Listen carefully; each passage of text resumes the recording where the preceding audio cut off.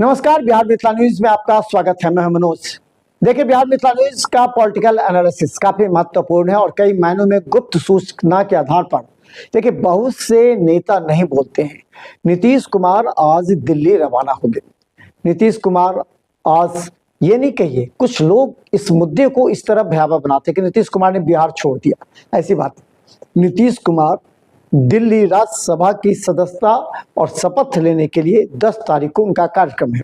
इसके तहत हो गए हैं उनके साथ संजय झा, जो जनता दल यूनाइटेड के कार्यकारी अध्यक्ष हैं, और इस पूरे कार्यक्रम को संजय झा पूरी तरह संचालित कर रहे हैं कि किस तरह नीतीश कुमार राज्यसभा जाएंगे, क्योंकि संजय झा खुद राज्यसभा के सांसद हैं।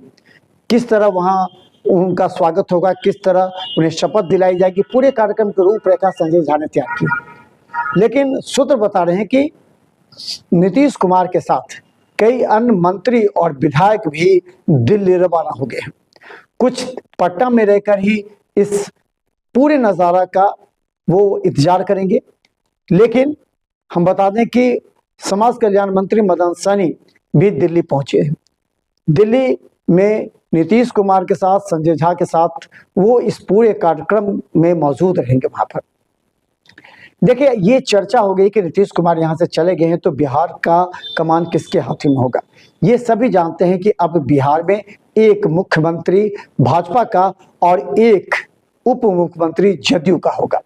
ये तय होगा 11 तारीख के बाद। वहीं दूसरी बड़ी खबर यह है कि जिस तरह नीतीश कुमार एक तरफ दिल्ली गए हैं, उनके साथ या उनकी बात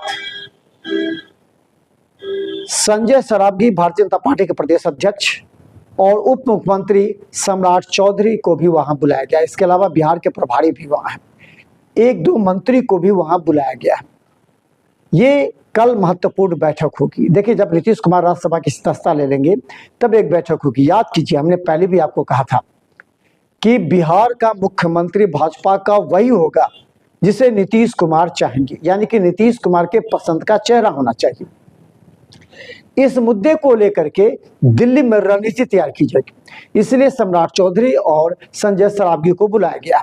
देखिए, सम्राट चौधरी नीतीश कुमार के साथ कुछ वर्षों से काम कर चुके हैं, इसलिए नीतीश कुमार और सम्राट चौधरी के बीच एक रिश्ता भी बन गया। और बता दें कि दरभंगा, मधुबनी, समस्तीपुर के अधिकतर विधायक जो है वो अपने नेतृत्व का इंतजार कर रहे हैं, इसलिए कोई भी भारतीय जनता पार्टी का नेता बोलने के लिए तैयार नहीं है। आज हमारे रिपोर्टर भारतीय जनता पार्टी के प्रदेश कार्यालय में पहुंचे, वहां कई बड़े नेता मौजूद थे, लेकिन सभी ने चुप्पी साध रखी थी और कहा कि बस 2-3 दिन और रुक जाइए, उसके बाद हम लोग खुलकर बोलेंगे, क्योंकि ये निर्देश ऊपर से आया है।